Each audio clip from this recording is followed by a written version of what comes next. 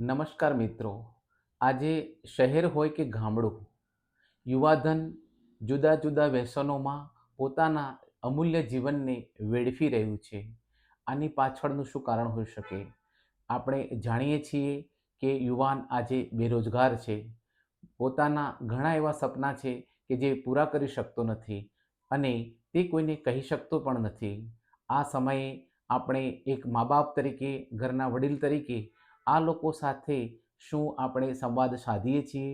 જો મિત્રો તમે તેમના સંપર્કમાં રહેશો, તેમની સાથે સંવાદ સાધશો, તો તેમના મનમાં શું ચાલી રહ્યું છે, શું તકલીફ છે, તે તેઓની વાતમાંથી તમે જાણી શકશો. તેઓનો મોજ શોખ શું છે, તેમને શું ગમે છે, તે આપણે તેમની વાતમાંથી જ સમજીને પૂરું પાડી શકીશું. તો મિત્રો મહદઅંશે આપણે તેઓને નર્કની ખાઈમાં ધકેલાતા રોકી શકીશું.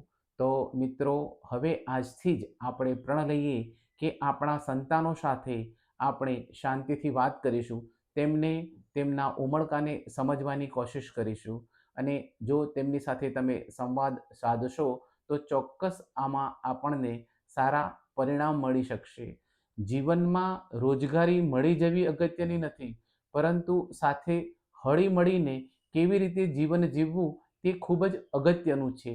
દરેક ક્ષણે દરેક વસ્તુ આપણી ધારી થાય એવું શક્ય નથી હોતું, પરંતુ પરસ્પર જો તમે એકબીજા સાથે મૌલિક અને મુસ્કરાતા મને ચર્ચા કરી શકશો, તો તમે એક સારો સંવાદ સાધી શકશો અને તેના સારા પરિણામ પણ આપણને મળશે.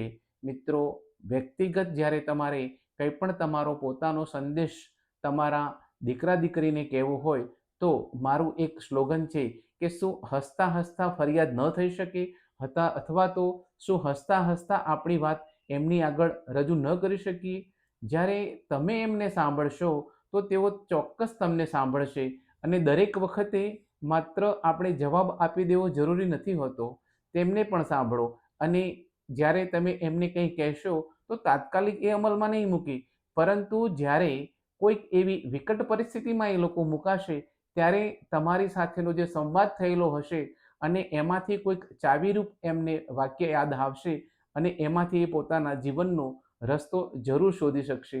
એટલે તમે કહો તે વસ્તુ તાત્કાલિક અમલમાં આવશે તેવી અપેક્ષા રાખશો નહીં. તો મિત્રો, આ મારો પોતાનું અંગત મંતવ્ય છે. આ મંતવ્ય સાથે તમે લોકો શું માનો છે, તો મને જે કોમેન્ટ બોક્સમાં જરૂર જણાવશો.